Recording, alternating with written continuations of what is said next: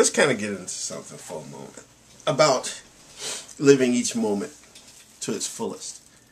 You know, I was watching the movie 2012. It's silly, but it's kind of a fun movie, I suppose, in a way. I always like disaster movies. But it's interesting, this whole concept, it isn't just so much the world coming to an end, but so much, there's always this religious stuff thrown in there. Everybody has their faith and whatever. But you think about it, what really saved people, even though it's a fictional story, was the fact that somebody built these arks, and groups of people built these arks, even if people did things in unfair ways. Because you think of all the workers who built those arks were actually denied access to get on them and everything. That's just the way life is. I mean, I think there's a kind of commentary on life about that. That we all build stuff for people, but we don't benefit from it. The ones who actually build and create and do don't benefit. But there's also, getting back to the religious thing, so many people in the world praying and praying and praying. How come God didn't stop all the destruction and everything? Even though it's a fictional story, yeah, it's sort of like a commentary on that in a way without directly making a comment on it. Yeah, all the prayers in the world didn't save people.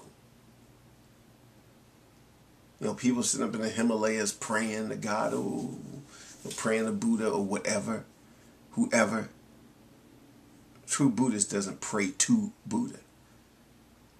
One becomes the Buddha. Anyway, that's a whole different story, but this is the thing. That thing is an interesting thought. The uselessness of prayer. But I actually argued that prayer really isn't useless. I pray sometimes. I pray for the health of myself and for family and friends. Prayer is, it may be the real point behind it, and maybe it's silly and even primitive and even backwards and maybe even stupid. All the critics who can, say all the negative things, and they would be right. Like I said, I don't want to argue with people because you're probably right. Probably, I'm probably still immature, but I pray because it makes me feel good.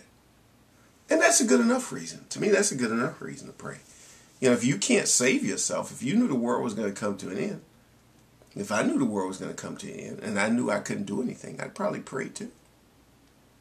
I'd probably say a prayer. I'd probably read my Bible. That's my way of soothing myself, because the bottom line is coming down to, it all comes down in life to how do you feel. Ultimately, everything is how do you feel. And it's nothing else. I think sometimes we can sit there and say, well, you have to think about something. No.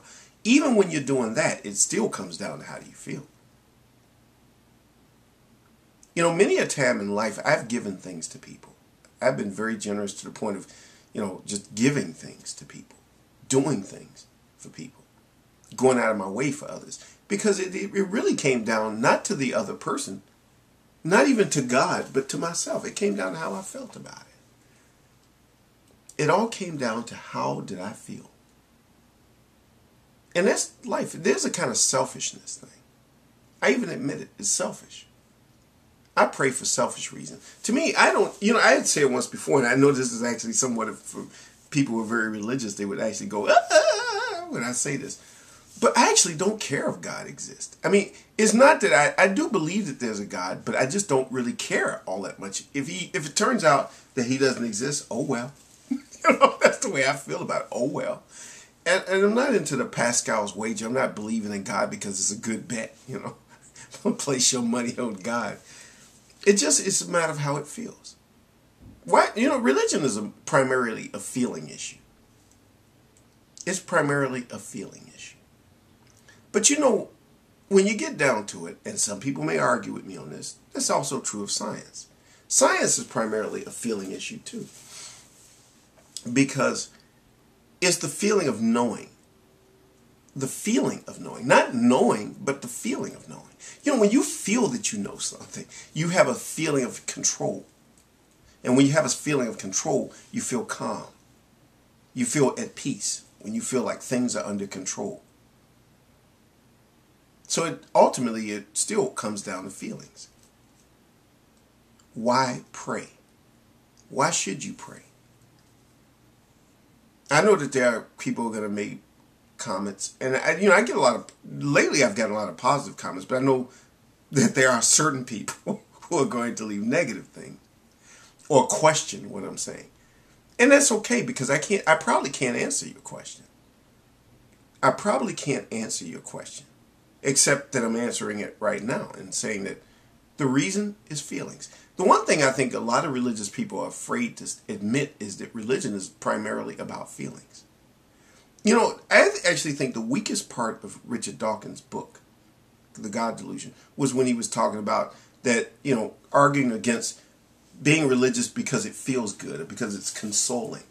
To me, that's the strongest point of religion. And in fact, to me, when I was reading that, that's the kind of thing, if somebody was an atheist, they might actually stop being an atheist as a result of that chapter. Because you realize that that is a benefit. And in fact, it is the only benefit. It feels good.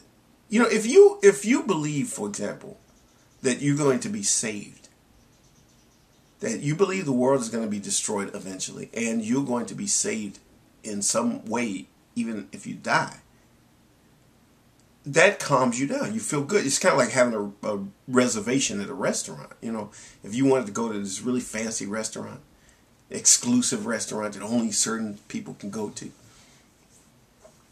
and everybody's struggling trying to get in, they worried about, but you called months in advance, you made you can be very relaxed as you walk. You drive up there with your Cadillac Escalade, because I gotta drive a fancy car.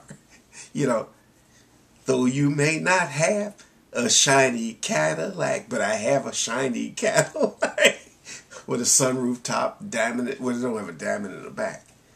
You remember, they used to have diamond-shaped windows. That's what they meant. They said diamond in the back.